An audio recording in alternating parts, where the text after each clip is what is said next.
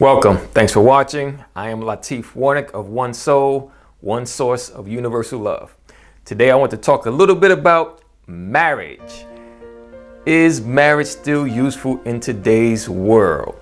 Now, before you get up in arms and get upset about the question, I want to kind of go back to how marriage actually began and how it evolved over the years to become what it is today.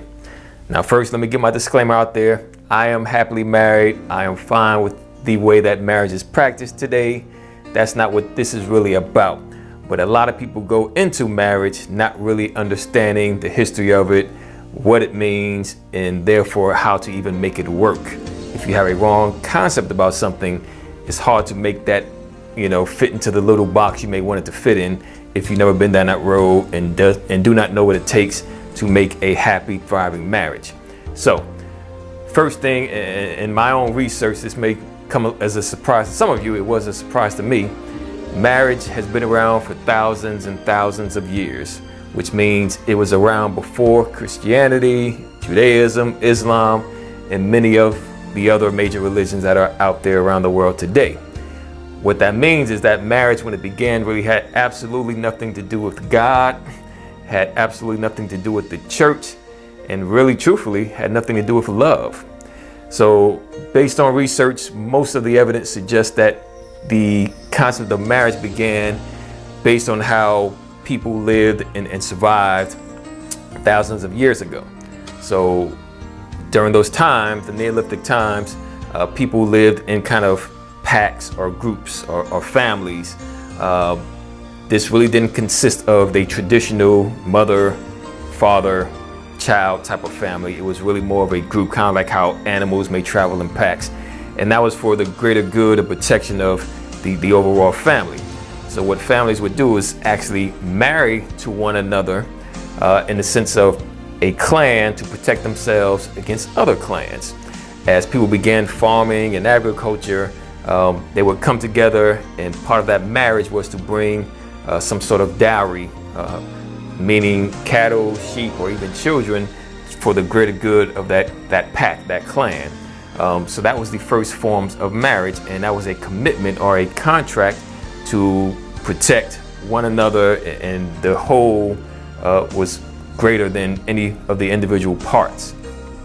As society evolved and changed, the needs kind of evolved along with that. So people, when they started taking on land and this concept of ownership, a lot of the men wanted to be able to pass down that ownership down to their specific biological children, which becomes a little confusing if everyone lives in a pack or a clan and you may not necessarily know who is the biological offspring of which two people. So that kind of led to more of the sense of fathers bringing their daughters to other men in the clan or pack and saying, hey, this daughter of mine will be committed to you so that you know who your proper offspring are.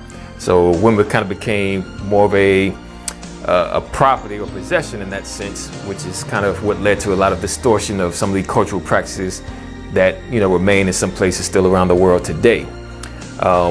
Those were the earliest signs of marriage. Now, as the years progressed, the church gets involved and kind of sees the benefit of having a priest or someone to oversee that marriage ceremony. It became more of a sacrament.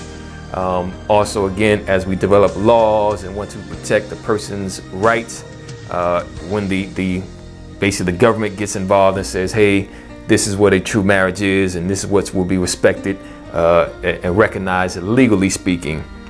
And that's what kind of brings us more over the centuries to more of a one man, one woman type of marriage with specific offspring and legal rights that go along with that marriage. But as we can see, the concept of marriage is still evolving.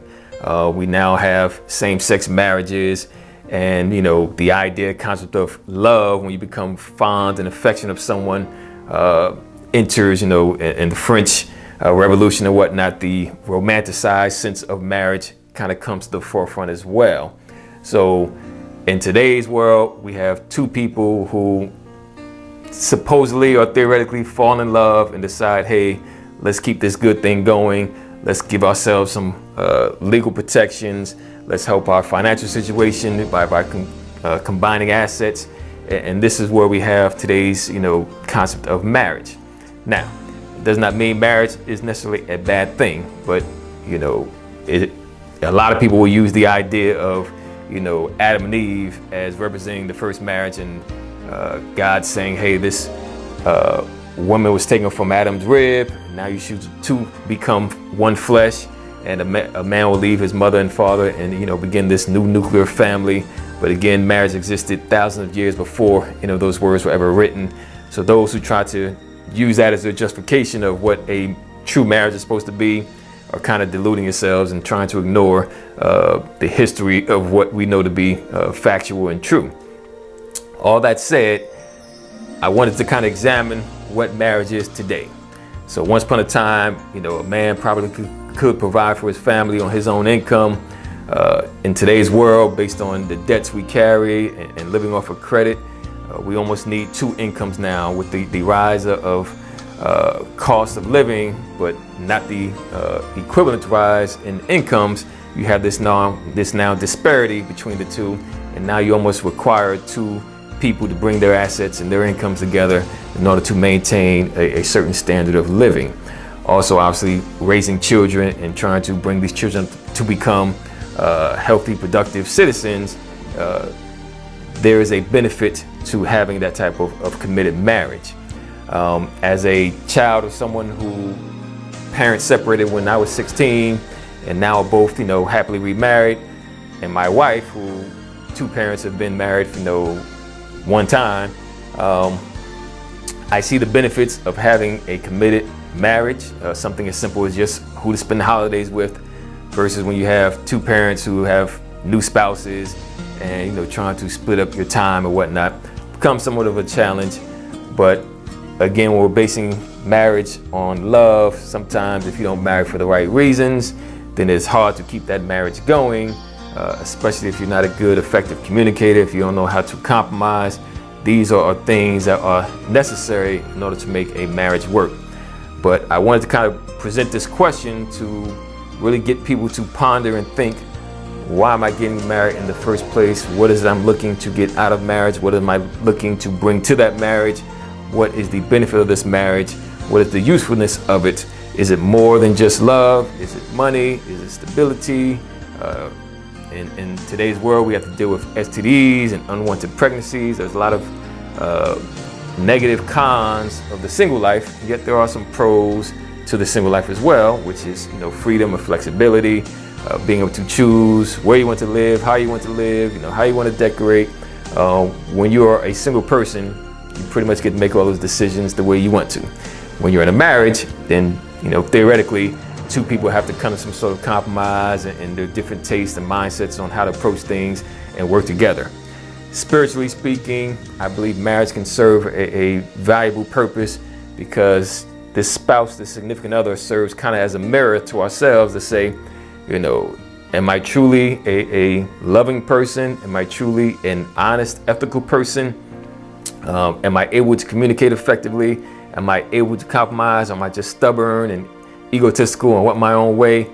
Not to say that single people can't, grow spiritually. Obviously you can, but having something conceptually in your mind and having something that you actually have to walk through and practice day to day are two very different, drastically different things. So that was my question.